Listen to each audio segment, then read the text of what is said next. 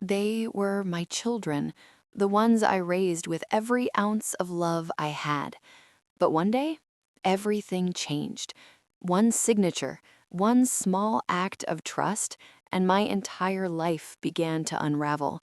Slowly, they pushed me out of my own home, not with anger, not with fights, but with quiet betrayal that cut deeper than any knife. I found myself homeless, wandering the streets, abandoned by the people I loved most. Every night was cold, every day was survival. But even in the darkness, I discovered a truth that no betrayal could take from me: strength, resilience, and the will to rise again. This is my story, raw, real, and unforgettable. I still hear the sound in my sleep. Not a scream, not a slam, not glass breaking, just a soft, final click. The sound of a lock turning. That sound ended my life as I knew it. It was 11:47 p.m. when I stepped onto the porch. I remember the time because the porch light flickered when I opened the door, and I glanced at the digital clock in the kitchen before stepping outside. It was raining, not a gentle rain, not romantic rain, but that cold, soaking rain that cuts through your clothes and settles into your bones. I didn't take a coat. I didn't take my purse. I didn't take my phone charger. I thought I was stepping outside for 5 minutes, just to breathe, just to calm down, just to let the tension fall out of my chest. That's all. I was still wearing my house slippers, the cheap ones I bought from the grocery store. My hands were shaking, but I told myself it was just anger, just exhaustion, just another argument. I closed the door behind me, and then I heard it. Click. The lock turned. At first, I didn't react. I actually smiled a little, because in my mind, it was ridiculous. My children would never lock me out. Never. I stood on the porch, rain soaking into my hair, my sweater slowly getting heavier with water. The porch light buzzed above me like it was struggling to stay alive, flickering on and off, just like my hope. I knocked, softly at first, then louder, then harder. "Hey," I said, "open the door. It's cold." No answer. I laughed nervously. This wasn't fear yet. This was disbelief. I knocked again. "Come on, guys, this isn't funny." Still nothing. Through the glass, I could see the living room lights, the couch, the TV glow, shadows moving. My children were inside, warm, dry, safe. And I was outside, soaked, standing on the porch of the house I paid for, the house I cleaned every day, the house I sacrificed my youth for, the house I worked 2 jobs to keep, the house where I raised them. I pressed my hand against the glass. "Please," I whispered, "I'm your mom." No answer. No footsteps, no movement. Just laughter from the TV. Just voices. Just life continuing without me. That's when fear entered my chest. Not panic, not hysteria. Something worse. Realization. The kind that sinks into your stomach and makes your body feel hollow. I started banging on the door. Not gentle, not polite, not calm. "I'm not playing. Open the door." My voice cracked. Rain ran down my face, mixing with tears I didn't remember crying. My fingers went numb. My hair clung to my face. My clothes felt heavy. But heavier than all of that was the thought forming in my mind: they're not going to open it. I leaned my forehead against the glass. I could see my reflection: an older woman, tired eyes, gray hair at the roots, lines in her face that came from years of worry, not age. A mother, a woman who had given everything, standing outside like a stranger. I whispered again, "Please, I'm your mom." Nothing. No reply, no voice, no footsteps, no compassion. That's when the truth hit me. I wasn't locked out of a house. I was locked out of a family. My knees felt weak. My chest tightened. My heart started pounding in my ears. I slid down the door and sat on the cold porch floor, rain soaking into my clothes, my back against the wood, my head in my hands. And the memory hit me at once. Holding them as babies, rocking them to sleep, staying up all night when they were sick, skipping meals so they could eat, working double shifts, walking to work when my car broke, smiling when I was breaking inside, telling myself, this is what love looks like. I remembered their first steps, their first words, their school plays, their graduations, their birthdays, their hugs, their laughter, their tears, their childhood. And now they had locked me out. The rain got heavier. Cold drops ran down my neck. My hands were shaking uncontrollably now, not from the cold, from shock, from disbelief, from heartbreak. I whispered to myself, this isn't real. This can't be happening. This is just an argument. They'll open the door. They'll come back. They always do. But deep down, I knew. Something had changed. Something had crossed a line that couldn't be uncrossed. I looked at the door one last time. The door I painted myself. The door I fixed when it broke. The door I opened 1,000 times for them. Now, closed, locked, final. That night, I didn't just lose a house. I lost my identity, my place, my safety, my family role, my meaning, my protection, my dignity. I became homeless at 56 years old, not because of drugs, not because of crime, not because of addiction, not because of bad choices, but because I trusted my children more than I protected myself. And that night, sitting on a wet porch in the rain, I understood a truth that still breaks my heart. You can love people with your entire soul, and they can still destroy you. You can give everything and still be left with nothing. You can be a mother and still be abandoned. And the cruelest part, the people who hurt you the most are often the ones you raised with love. If you want, I can continue with, Before that night, before the rain and the click of the lock, I thought I was doing everything right. I thought love could fix anything. I thought sacrifice was enough. I thought children raised with care, respect, and patience would grow up to be kind, grateful human beings. But I was wrong. So painfully, terribly wrong. I was a single mother. Their father left when my youngest was just 3 years old. One day he was there, playing peekaboo and laughing with them, and the next day, gone. No explanation, no warning, no goodbye, no support, just silence. At first, I was angry.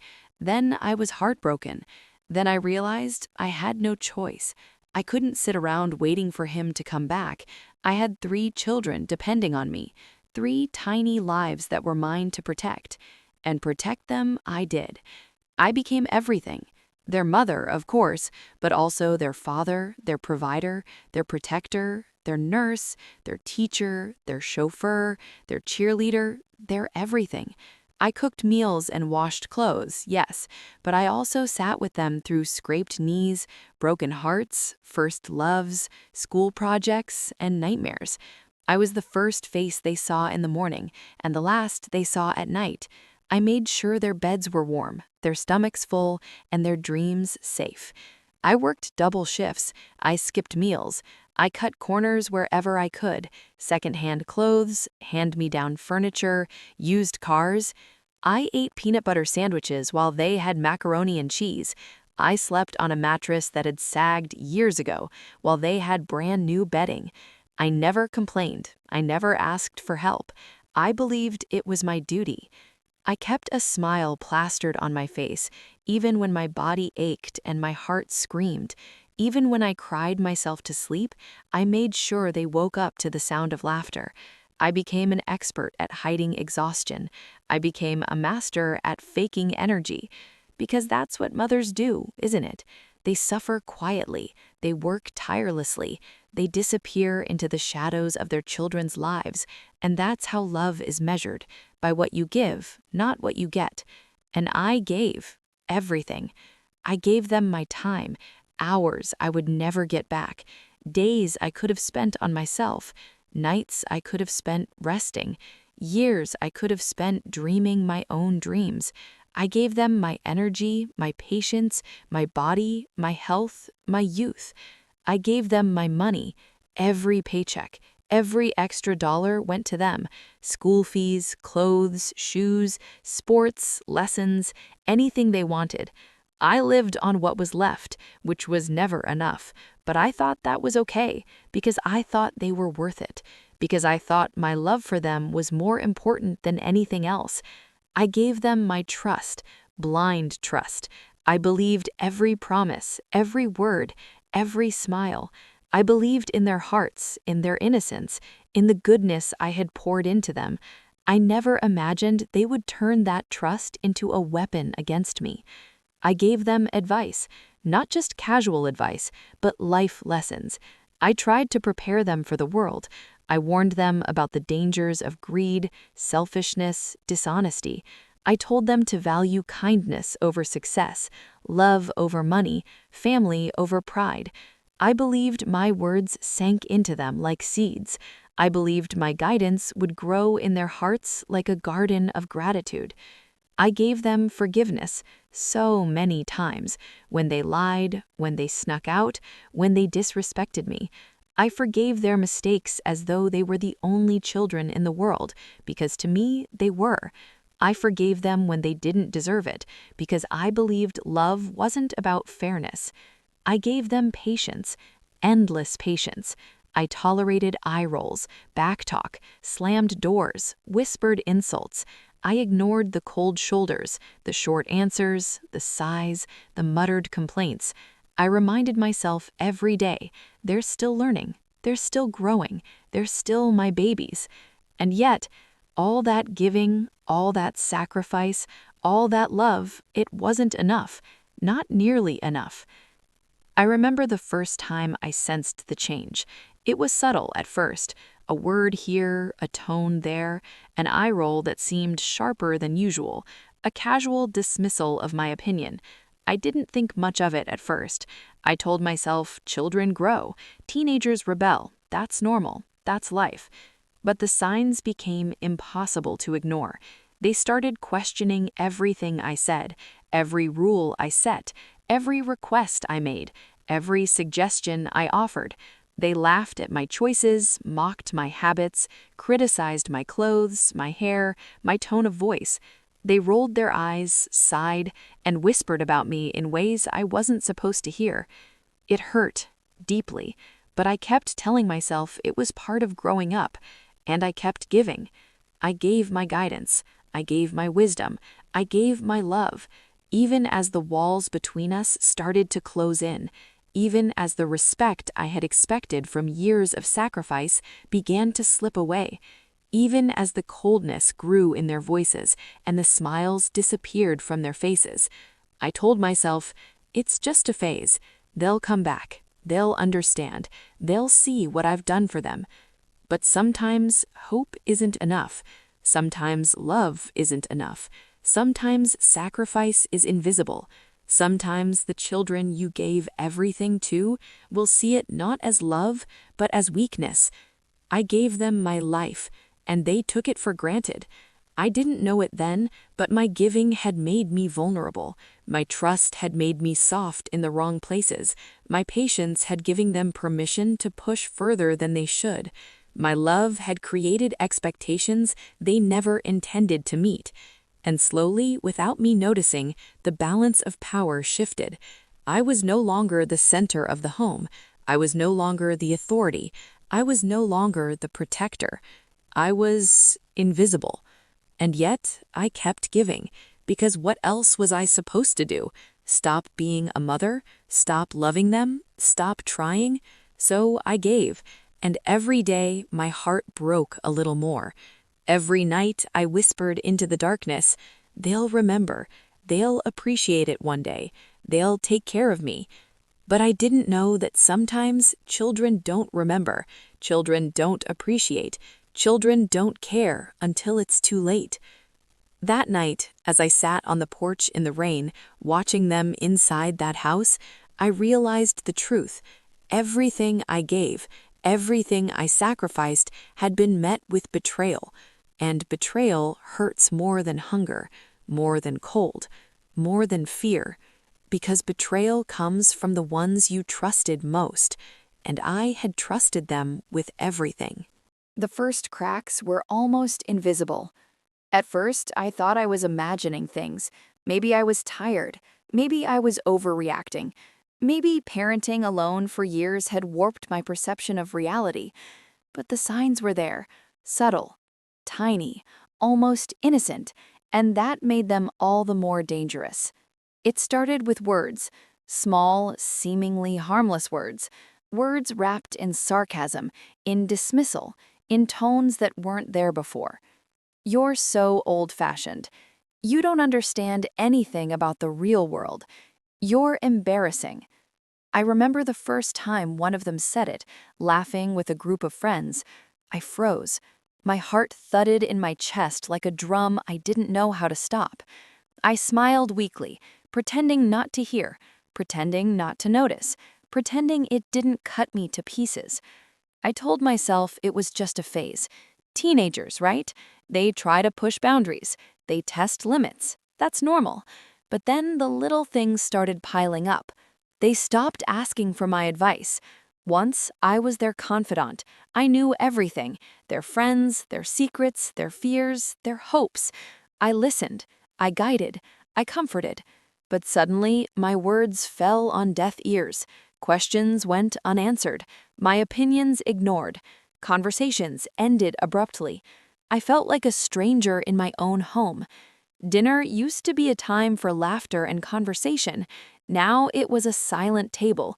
Plates moved mechanically, eyes glued to phones, heads turned away from me.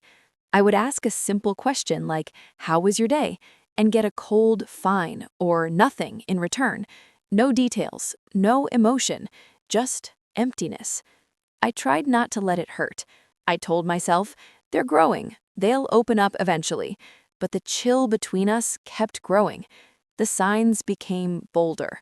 One evening, I was watching TV in the living room. My oldest came in, glanced at me, and muttered under their breath, "You're so dramatic."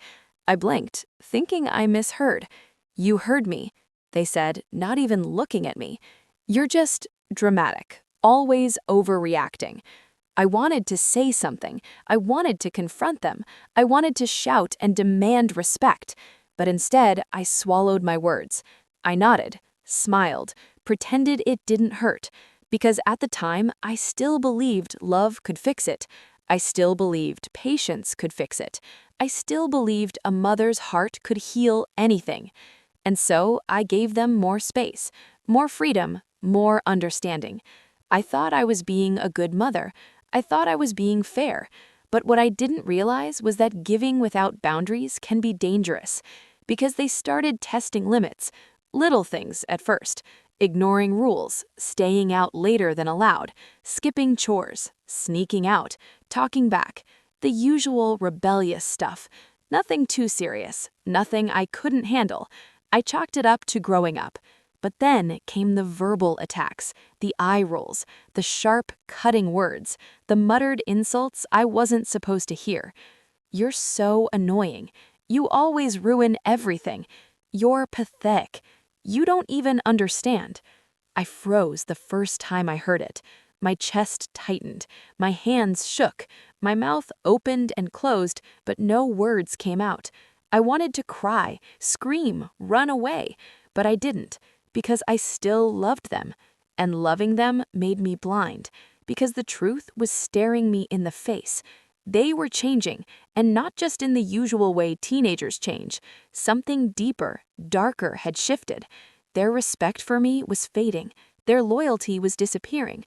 Their love was becoming conditional, based not on who I was or what I gave, but what I could provide them at that moment.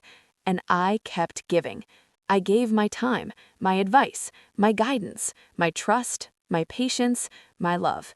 Even as they disrespected me, even as they mocked me, even as they dismissed me.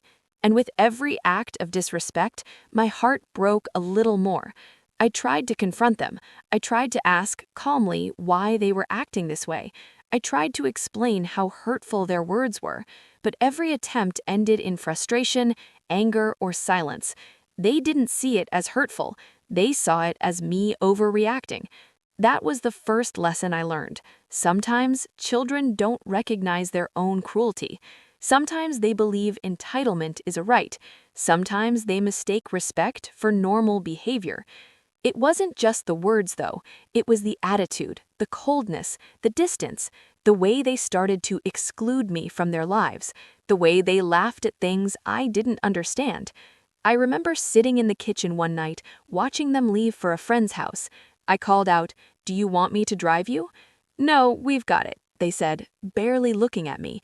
And the words stung, because it wasn't just about a ride, it was about being excluded, about being pushed aside, about no longer being necessary in their lives. I began to notice patterns everywhere. Family photos dusted over, my opinions ignored in conversations with friends or relatives, special moments I planned, birthdays, dinners, trips, treated as obligations rather than celebrations. My presence, once cherished, now tolerated at best, invisible at worst. And still I gave, because that's what mothers do. We endure, we forgive, we sacrifice, we hope. But sometimes hope is dangerous, because it blinds you to the truth. The truth is, I was raising children who no longer valued me, children who no longer saw me as their protector, their guide, their safe place. Children who were slowly learning that love could be demanded, not earned, that respect was optional, that a mother's sacrifices were invisible. And I kept giving.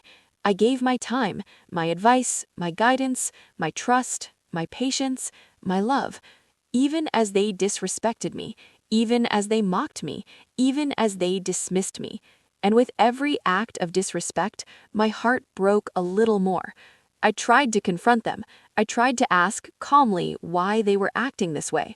I tried to explain how hurtful their words were, but every attempt ended in frustration, anger, or silence. They didn't see it as hurtful. They saw it as me overreacting.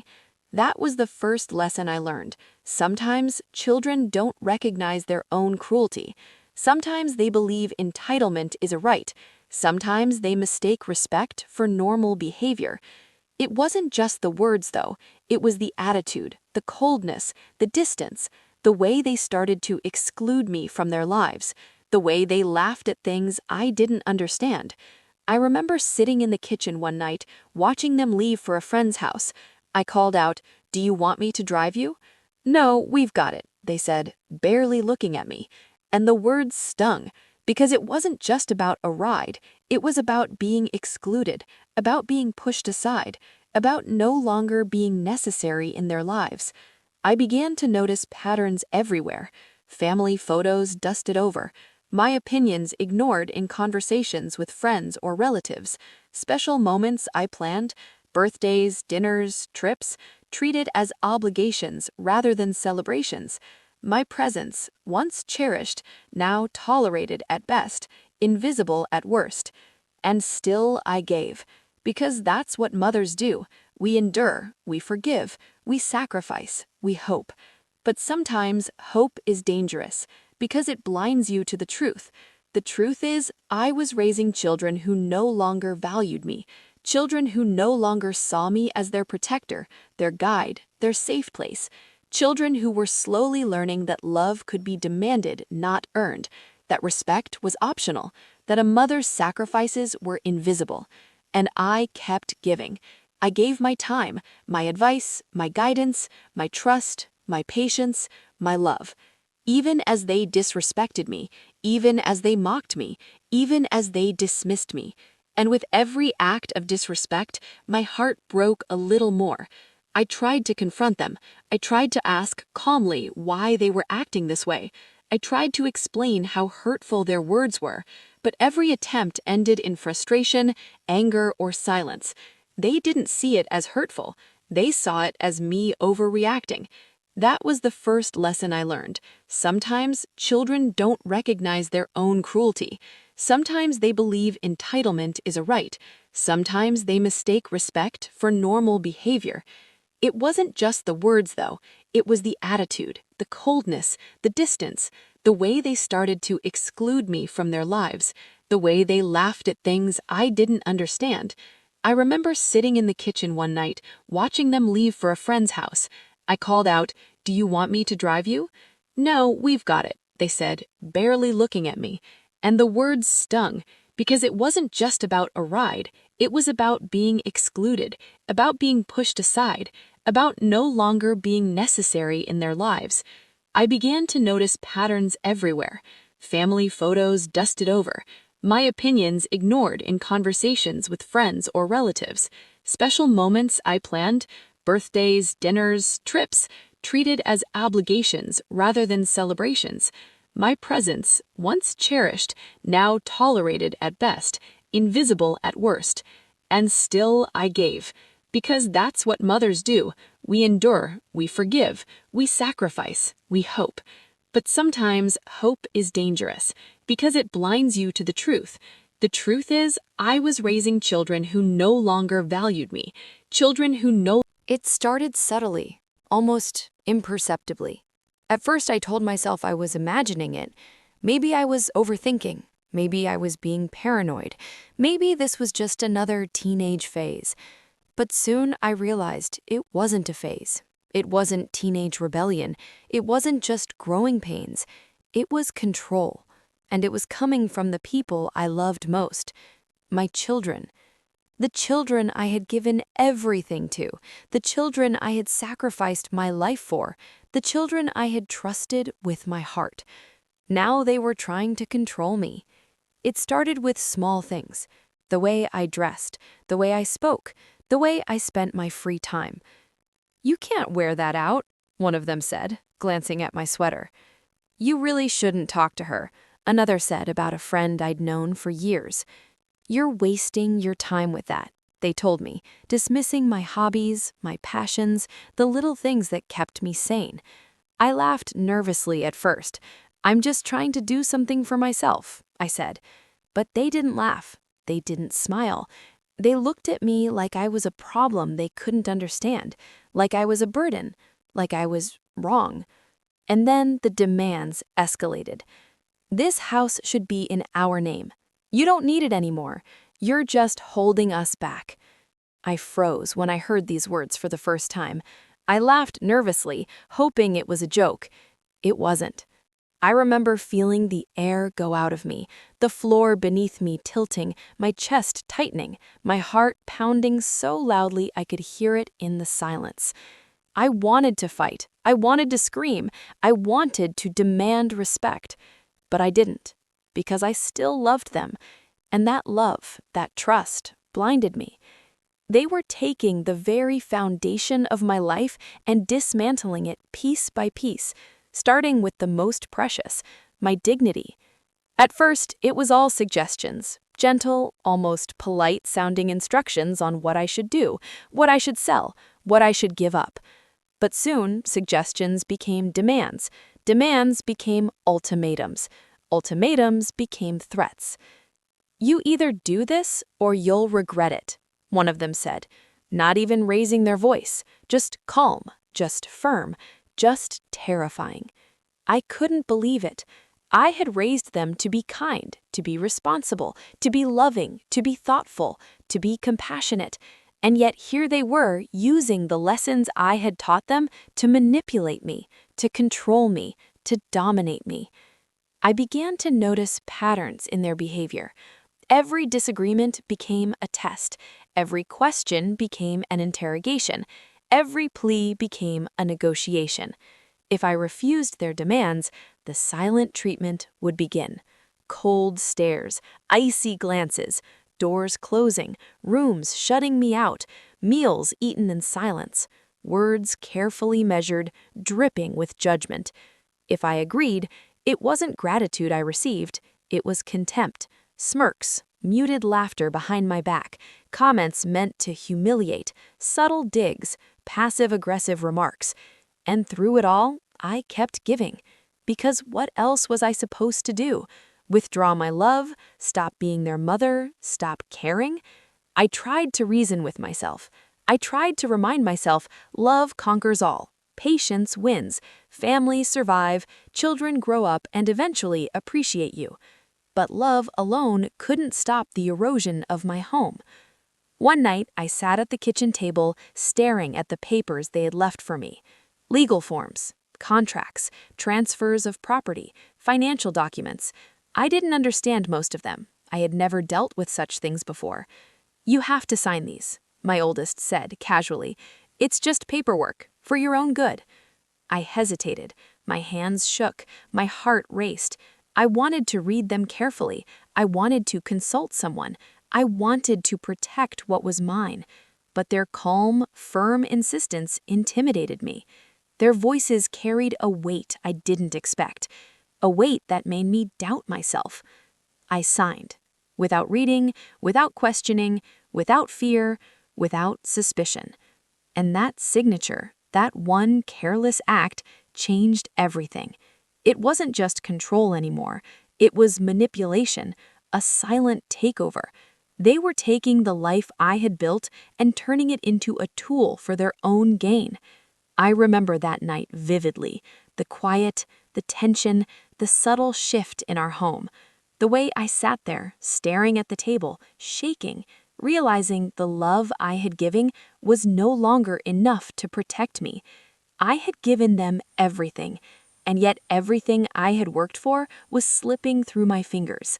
They didn't need to yell, they didn't need to scream, they didn't need to hit or push or threaten. Their control was quiet, subtle, insidious, like water dripping in a cave, soft, constant, and slowly carving away the stone. And I, the mother who had spent decades protecting them, didn't see it coming until it was almost too late. Because love can blind you, sacrifice can make you soft, trust can be a weapon against you. And I had given everything. So subtle, so quiet, so insidious, control had replaced love. And from that control would grow manipulation. And from manipulation would come betrayal. And from betrayal would come the night I would be left outside in the rain.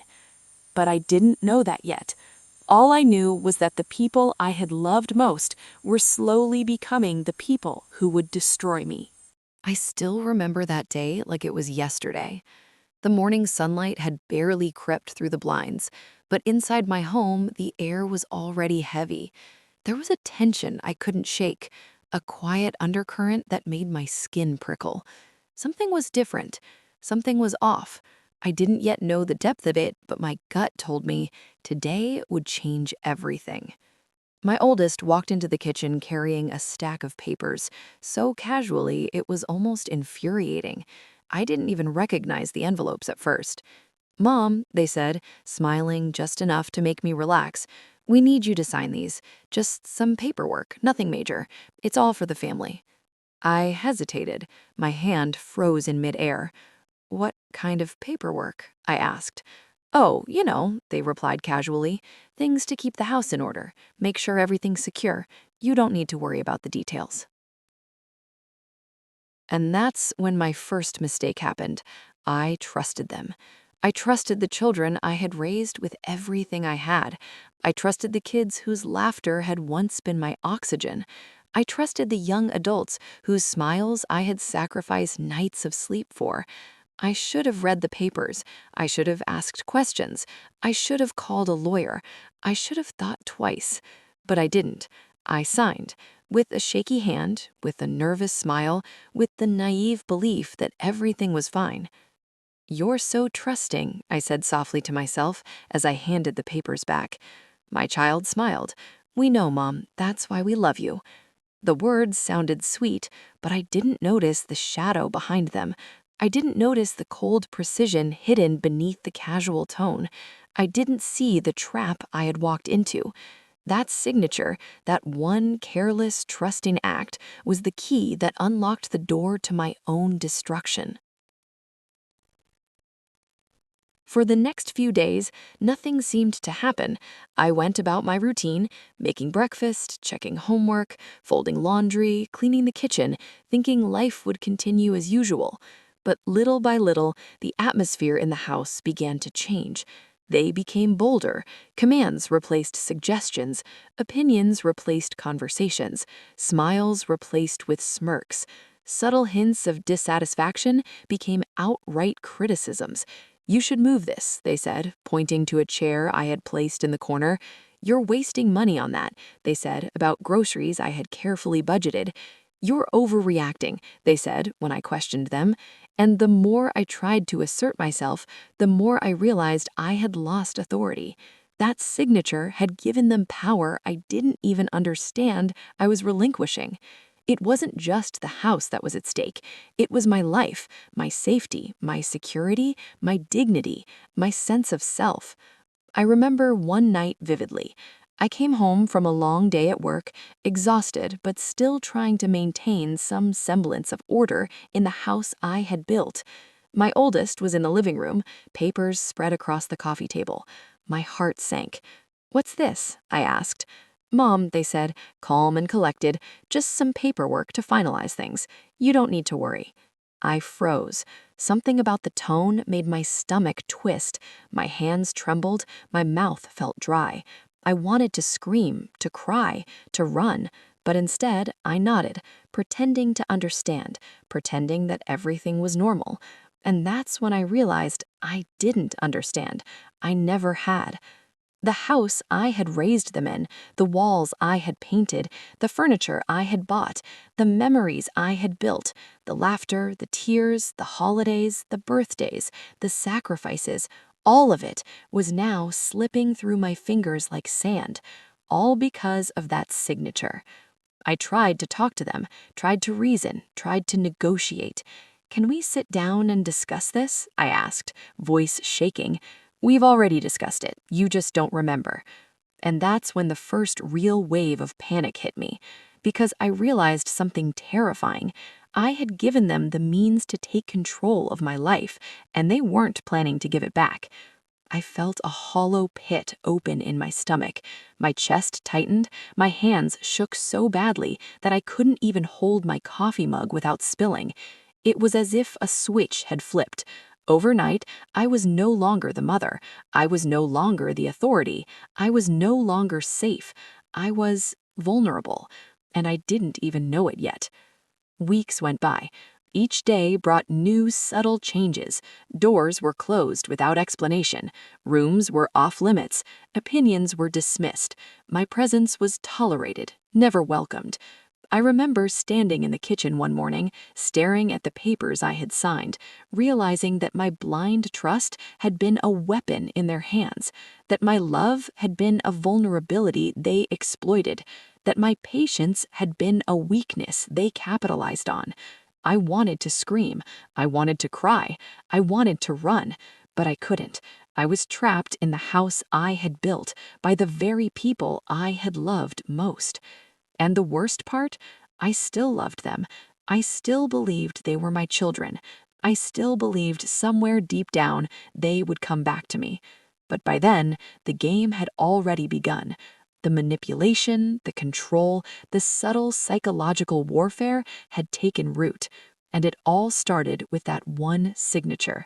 I had handed over my life willingly, unknowingly, and without resistance. And in doing so, I had handed over my home, my security, my dignity, and eventually, my sense of self. That day, the papers were signed, but the consequences weren't immediate. They crept up, day by day, conversation by conversation, command by command, until one night I would find myself standing outside, soaked in rain, staring at the door that had been my sanctuary for decades, locked from the inside by the children I had raised with everything I had. And that night would mark the true beginning of my exile. I still carry that moment with me. That day when trust became betrayal. That day when love became manipulation. That day when one signature changed the course of my life forever. If only I had read the papers. If only I had asked questions. If only I had protected myself. But I didn't. And that is the cruel truth. Sometimes the people you love most can be the ones who take everything from you. I never imagined it would happen like this. Not with screams, not with a fight, not with violence. No, my children didn't throw me out in anger. They didn't slam doors in rage. They didn't shout at me in public humiliation. They exiled me slowly, quietly, methodically. At first, it was small things, subtle, barely noticeable. I brushed them off, thinking I was being paranoid. But looking back, I see now it was the start of my undoing. The first step was isolation. They began subtly removing me from family decisions, the budget, the house repairs, even small things like what groceries to buy or where to have dinner. Decisions I had always been a part of suddenly didn't involve me. I would suggest ideas, only to be met with curt nods or dismissive gestures. "You don't need to worry about this, Mom," they said, the tone polite but firm. And that was the beginning. The second step was space, my space. At first, they claimed it was for organization. "We're just rearranging things, Mom," they said, smiling. But the rearrangements always seemed to push me further away. My favorite chair moved, my books disappeared, my personal items misplaced. Every corner I claimed as mine started to vanish under their hands. Next came the guest room. They suggested I take a little break from the main rooms, just temporarily. "It'll give you some quiet time," they said. "We want you to relax." I agreed, because I trusted them, because I loved them, because I thought family should be kind. But temporary became permanent. Weeks later, the couch in the living room became my bed. They told me it was fine, it was cozy. I tried to make it work. I told myself it was an adventure, a small inconvenience. I told myself it was nothing.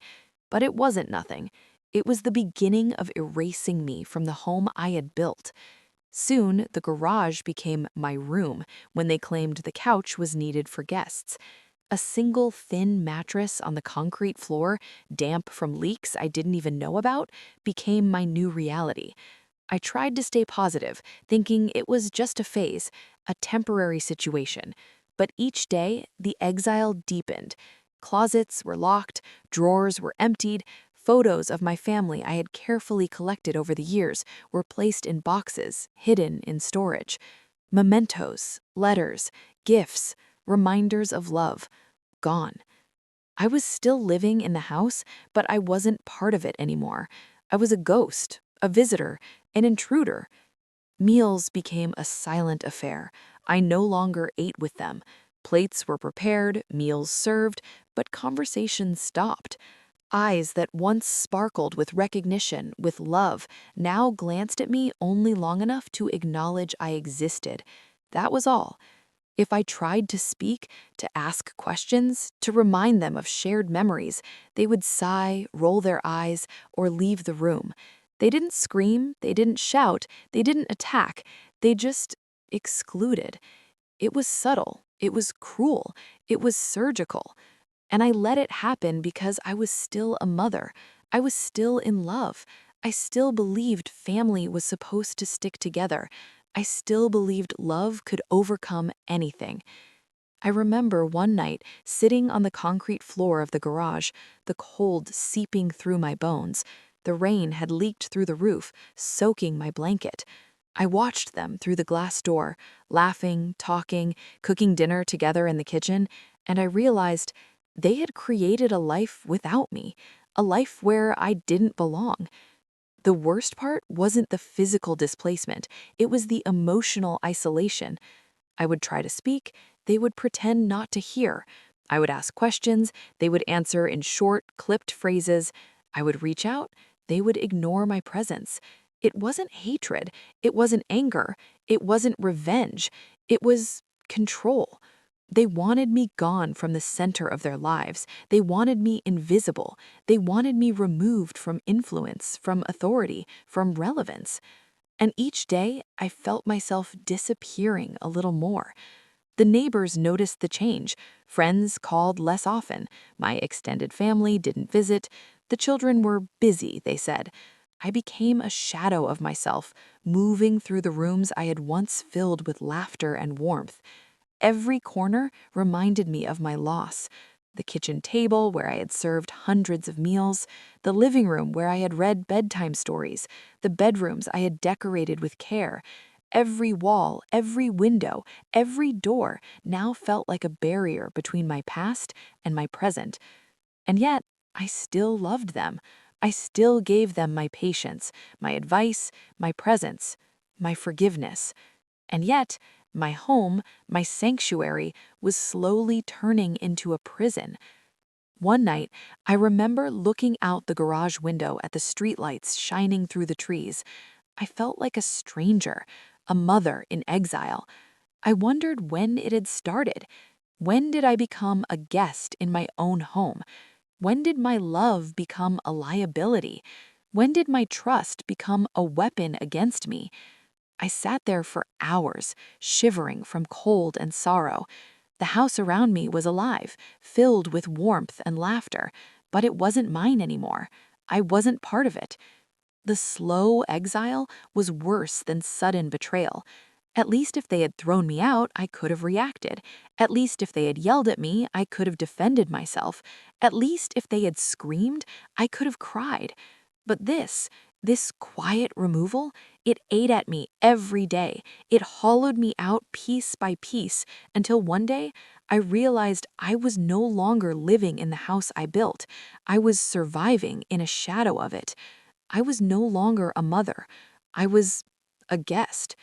And the moment I accepted that truth, the next stage of betrayal began.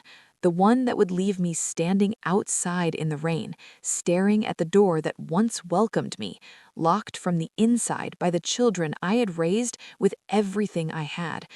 But I didn't know that yet. All I knew then was the slow, suffocating realization that I was disappearing, that my home, my family, my life, all of it was being taken from me, one small, calculated step at a time. And with each step, I felt the weight of every sacrifice, every sleepless night, every moment of love and care pressing down on me like a stone. Because the truth is, giving your heart doesn't protect it. And sometimes the people you gave everything to slowly push you out anyway. I never thought it would come to this. I had imagined arguments. I had imagined shouting matches. I had imagined anger and tears, but I never imagined being left outside in the rain, alone, with nowhere to go. And yet, that night, as I stepped out onto the porch, soaked to the bone, shivering from cold and disbelief, I realized the truth. My children had taken everything from me, not in a moment of rage, but in a quiet, calculated way that left me powerless. It had been building for months, the small exclusions, the subtle commands, the silent treatments, the rearranging of my life until I didn't recognize my own home, the papers I had signed without question, each act a thread in a web of control I didn't even realize I was trapped in. And that night, it all snapped. It began with a conversation, or rather, the lack of one. I had tried to speak calmly, to reason, to remind them that I was their mother, that I deserved respect, that love wasn't measured by compliance alone. "I just want to talk," I said, voice trembling. "Can we sit down?" They looked at me like I was a stranger, cold, unreadable expressions. "We've talked enough," my oldest replied, casually, the kind of tone parents fear the most. Not anger, not malice, just absolute certainty that I didn't belong in this conversation. "You can't stay here," another said, quietly, almost as if it were a fact of nature, not a decision. "You're ruining our peace." The words hit me like a hammer. I froze. My mind raced. My heart felt like it had been squeezed in a vice. I wanted to scream, I wanted to cry, I wanted to beg, but I couldn't, because I realized in that moment that it wasn't about logic or reason, it wasn't about fairness or love, it wasn't about anything I had done or hadn't done. It was about control. They wanted me out, and not temporarily, permanently. I stood there, heart hammering, as the finality of it sank in. Every sacrifice I had made, every sleepless night, every tear I had cried for them, every meal I had skipped so they could eat, every dollar I had saved, every word of advice, every ounce of love I had given, gone. And then, without hesitation, the door closed behind me. I pressed my hand against the glass, willing them to open it. "Please, I'm your mother," I whispered, my voice cracking under the weight of shock and grief. No reply, no sound, no mercy. The click of the lock was faint, but final. I sank to the porch floor, rain soaking through my clothes, puddling around me. The cold cut through me, but the cold outside wasn't nearly as sharp as the emptiness I felt inside. I was standing on the porch of the house I had built, the house I had paid for, the house where I had given every ounce of myself for years, and my own children had locked me out. I can't describe the feeling accurately.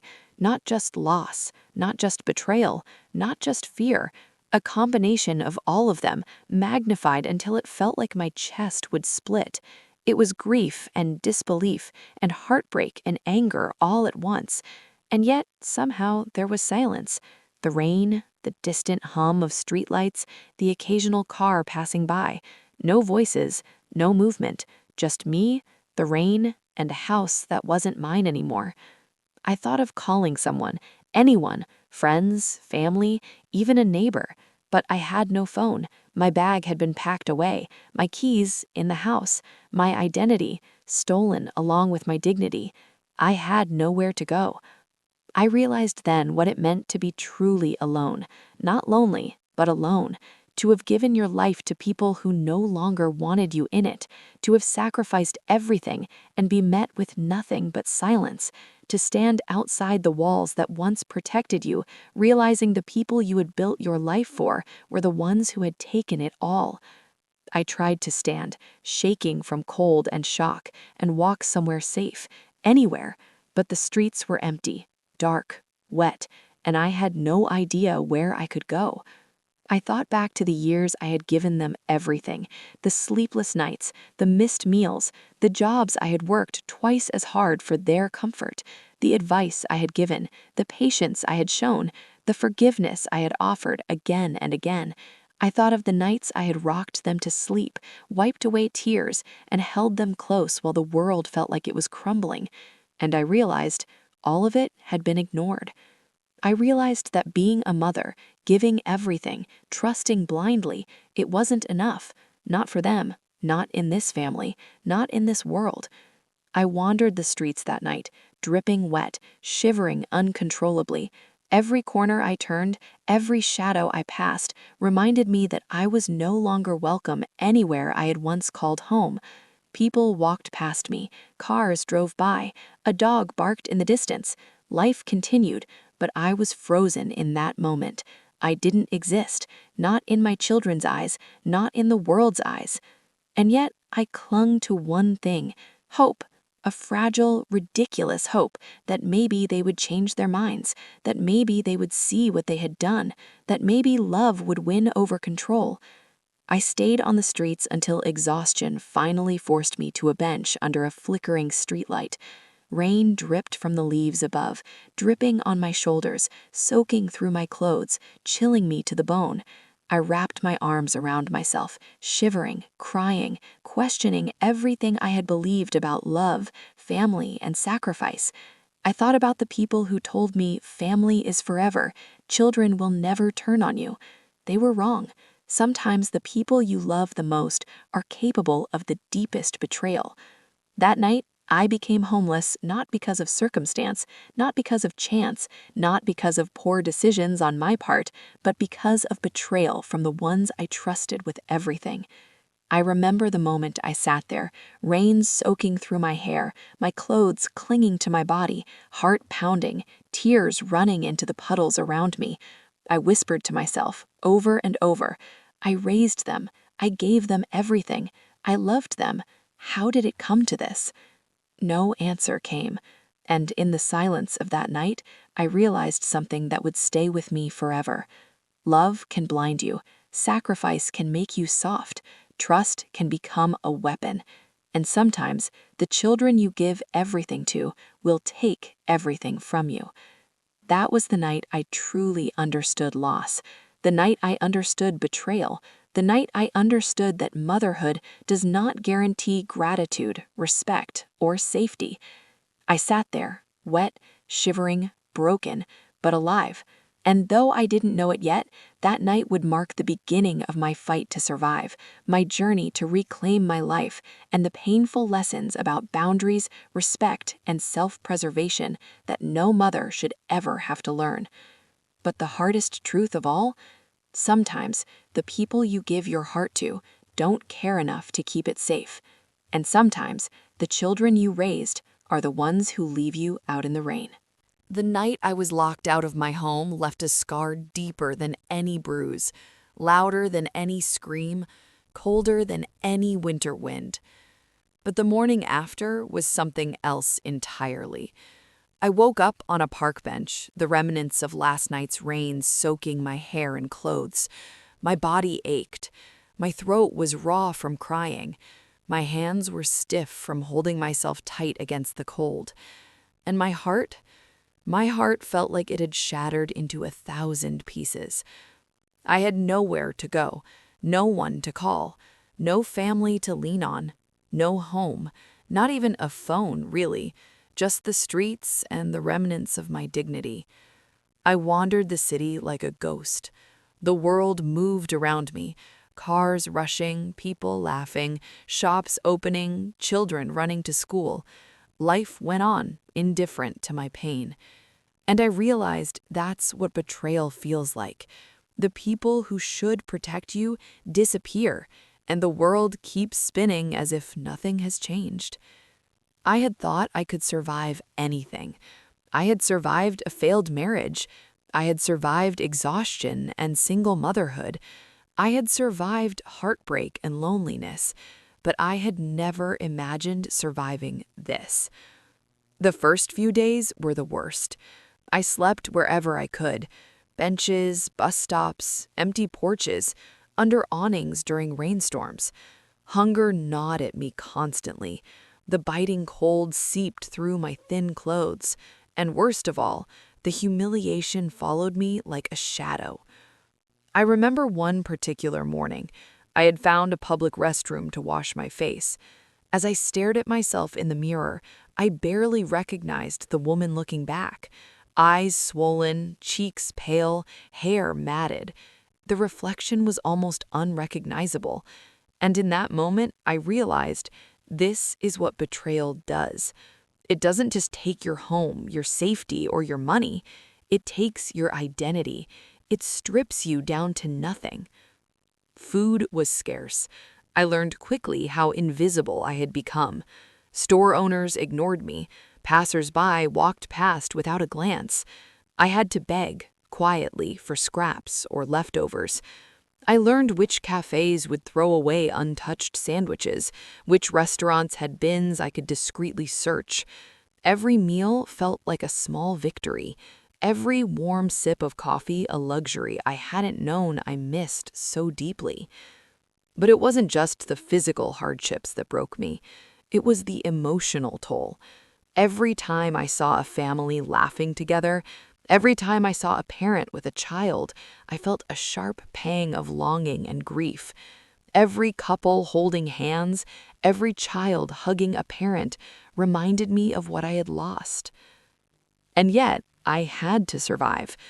I walked miles every day, exploring neighborhoods I'd never known, trying to find shelter, trying to find warmth. I learned to keep moving.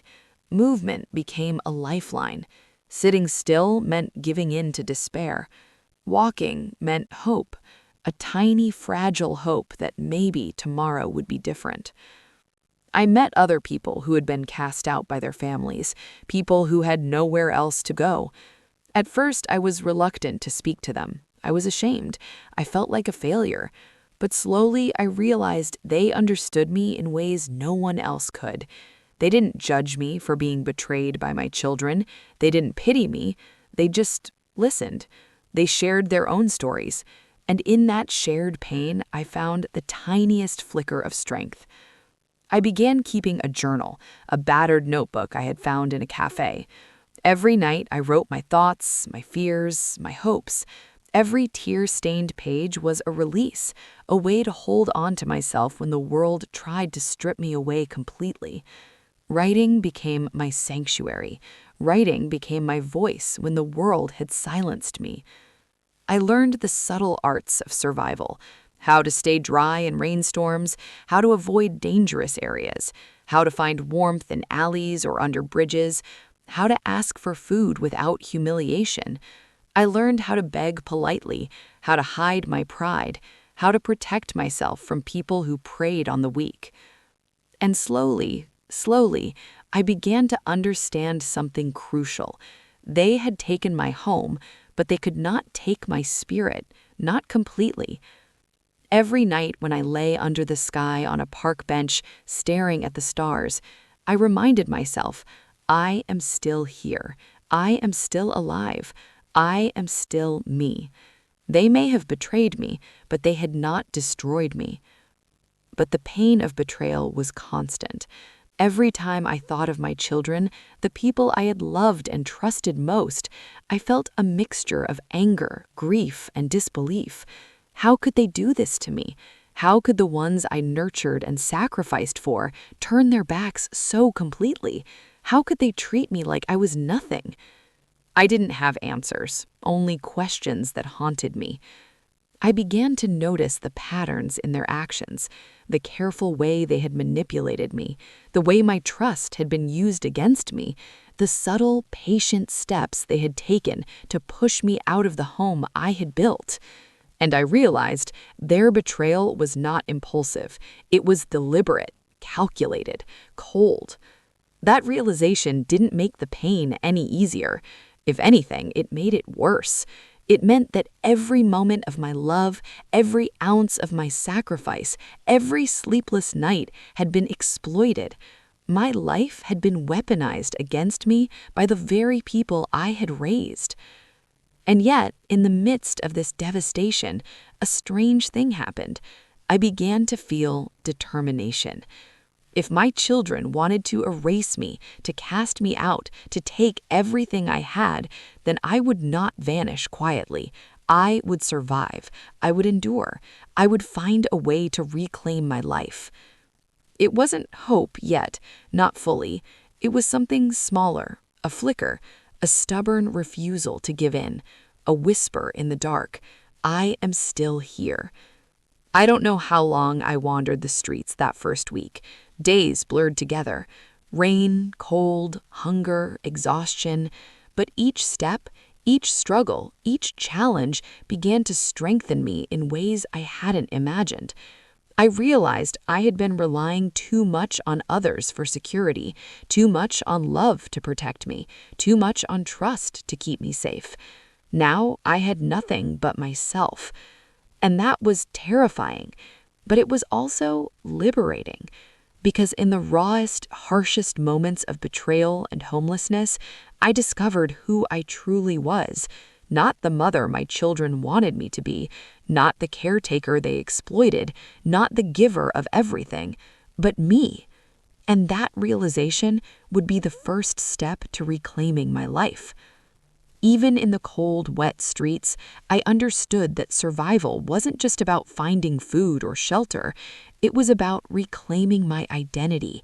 It was about holding on to my dignity. It was about learning to trust myself again, even when everyone else had failed me. That night, as I huddled under a tarp someone had abandoned in an alley, I whispered to the darkness, I may have lost my home, I may have lost my family, but I have not lost myself. Not yet, not ever. And though the world around me was unforgiving, though the rain soaked me to the bone and the hunger clawed at my stomach, I knew one thing for certain. I would survive. Somehow, some way, I would survive. Because that was all I had left, my own strength, my own will, and the faint, stubborn belief that even after betrayal and heartbreak, a life could be rebuilt. And that belief, that flicker of determination, would guide me through the darkest nights ahead. Life on the streets had a way of stripping everything away from you, your possessions, your comfort, your pride. But it also strips away illusions. It forces you to look at yourself with brutal honesty. And that's what began to happen to me. I had been betrayed by the people I loved most. I had been cast out of the home I had built, treated as if I were invisible. I had slept under rain-soaked tarps, begged for scraps, and watched the world move around me like I didn't exist. And yet, I was still here. That thought, so simple, so easy to overlook, became my first step toward recovery. I realized that survival was more than staying alive. Survival was about reclaiming my life, piece by piece, even if the people who were supposed to love me had abandoned me. The first step was small, tiny, almost laughable. A warm cup of coffee I bought with a few coins I had scavenged from a park bench. But in that moment, it felt like luxury, a taste of normalcy in a world that had gone mad. Then came the decision. I needed a plan. Survival alone wasn't enough. I needed to rebuild, to reclaim myself, to find strength I hadn't realized I had. I started seeking help. I went to shelters, not because I liked them, but because I had no choice. They provided me food, a bed, and a place to rest.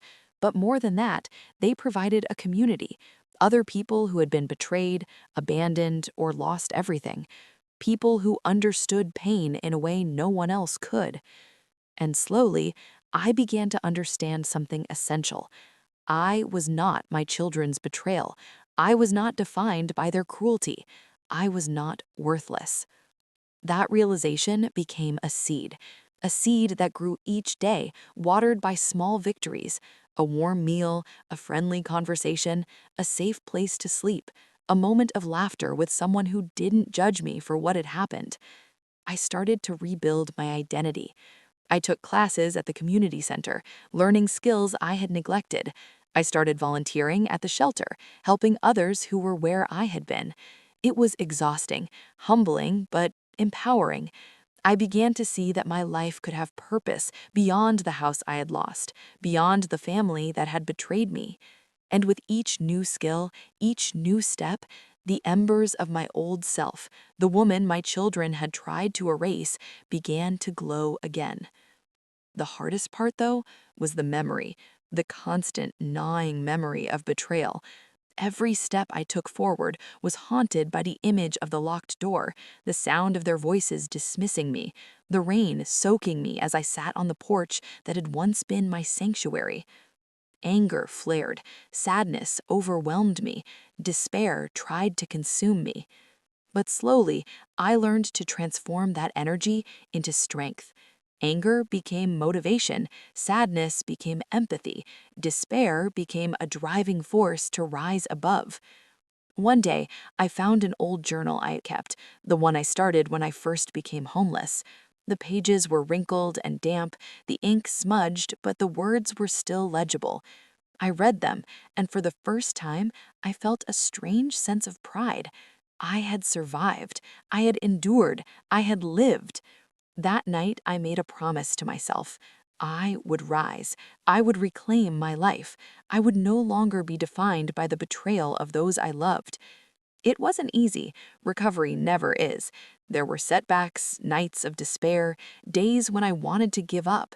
But slowly, methodically, I rebuilt. I found a small apartment with the help of social services. I got a job. I started saving money. I reconnected with people who had been loyal and kind before the betrayal. I discovered a strength I didn't know existed inside me. And along the way, I learned an invaluable lesson.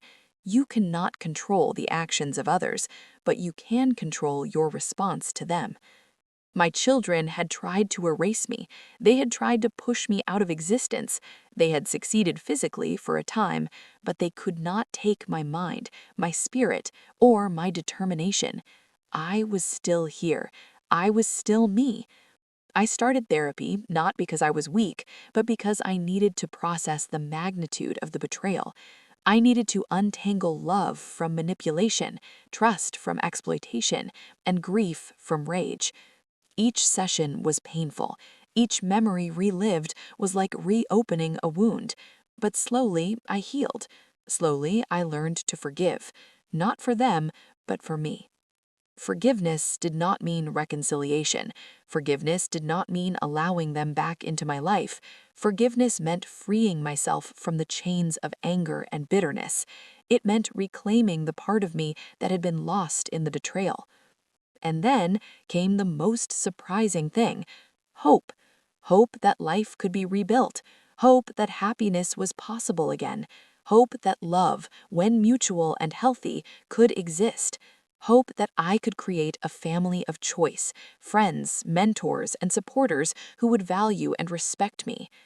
I started small: a cup of coffee with a friend, a quiet dinner with a supportive colleague, a phone call to someone who listened without judgment. And every small connection, every genuine smile, every moment of kindness reminded me that life could still be beautiful. Months passed, my confidence returned, my independence returned, my sense of self returned. And the woman who had once been homeless, betrayed, and left in the rain was rising stronger than she had ever been before. I realized something essential. Betrayal is painful, loss is devastating, but survival, resilience, and self-reclamation, those are powerful. They are transformative. They can turn even the darkest experiences into lessons, into strength, into freedom. I still think of my children. I still feel the grief of their betrayal. I still wonder why they chose cruelty over love. But I no longer let it define me, because I learned a truth most mothers never have to face. Sometimes the people you give everything to will hurt you, but that does not have to destroy you. That does not have to erase you. That does not have to end your story. And I, standing now on my own 2 feet, with a roof over my head and a life I rebuilt from nothing, can say with certainty, I survived, I endured, I rose, and I will continue to rise. The betrayal changed me, yes. It broke me, yes, but it also made me stronger, wiser, and more fiercely alive than I ever thought possible. And that, I finally realized, is a victory that no one can take from me, not even the children who tried to erase me. I never thought I would see that house again. The house that had been my sanctuary, my fortress, my life. After months on the streets, after nights shivering under tarps, after days of hunger and humiliation, the thought of returning felt impossible. But life has a way of bringing moments you never expect, moments that demand confrontation, honesty, and finally, closure. I wasn't planning to return. I had built a new life, a small apartment, a modest job, a community of people who cared. I had learned to survive, to thrive, to reclaim myself. I had learned the hard lesson that some wounds never truly heal, but you can build a life around them. Yet the past has a way of catching up to you. It started with a letter, not a note of apology, not a plea for reconciliation, just an official notice regarding the house. Apparently, the legal matters had reached a resolution I had not anticipated.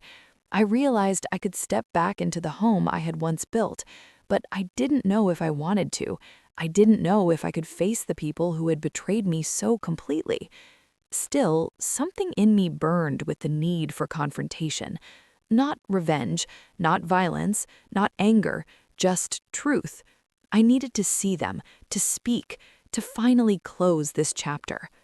The day I returned, the air was thick with tension. The neighborhood looked the same, yet completely different. The trees I had planted in the yard, the flowers I had nurtured, they all seemed smaller now, diminished somehow. I walked up the path slowly, each step heavy with memories and anticipation. When the door opened, my children were there, older, sharper, more confident than I remembered.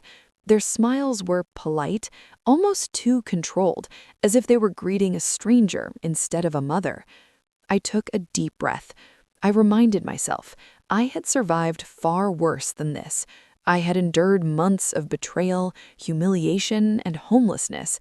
This confrontation would not break me. "I need to speak with you," I said, my voice calm but firm.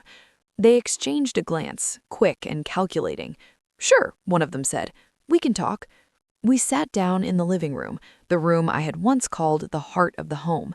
My eyes scanned the furniture, the walls, the familiar spaces, and I felt a pang, but I didn't let it control me. I reminded myself, I am not the house. I am not defined by walls. I am me. I began slowly, recounting everything, not with anger, not with blame, but with clarity. I told them about the signature I had given, trusting them blindly. I told them how their subtle manipulations had pushed me out of my home.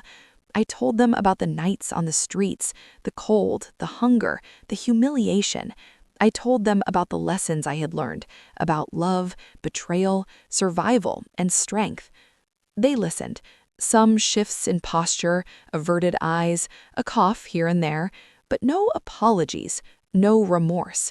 Only the sterile politeness that comes from people who have calculated control over their actions. And that was when I realized something crucial. Closure doesn't always come from the other person's acknowledgement. Sometimes closure comes from your own understanding, your own acceptance, your own power. I could see the discomfort in their eyes now.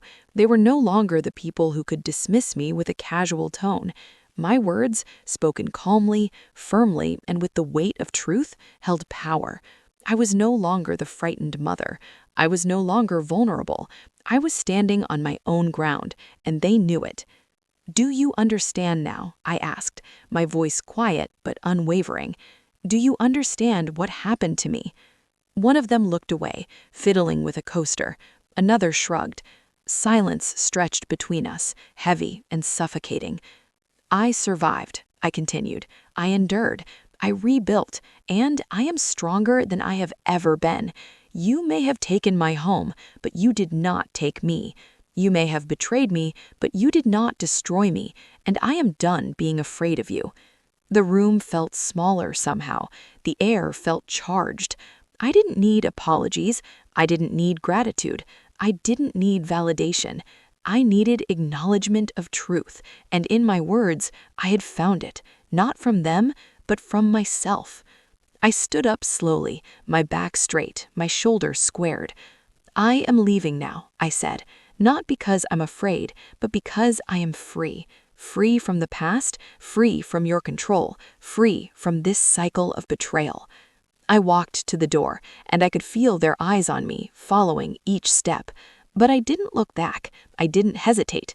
I didn't need their permission to exist, to live, to thrive. Outside, the air was crisp. The sun was setting, casting a golden glow over the neighborhood. For the first time in what felt like an eternity, I felt entirely in control of my life. The past had tried to chain me, but I had broken free. The betrayal was real, the pain was real, the homelessness was real, but so was my resilience, my strength, and my courage. And in that moment, I understood the most important lesson of all. You cannot control the actions of others, but you can control your response. You cannot undo betrayal, but you can reclaim yourself. You cannot rely on others to protect your dignity, but you can protect it yourself. I turned my back completely to the house that had once been my everything, the house that had almost been my prison. I walked down the path with each step lighter than the last. My heart, once heavy with grief and betrayal, was now filled with determination and peace. I didn't need to reconcile. I didn't need forgiveness from them. I didn't need their love.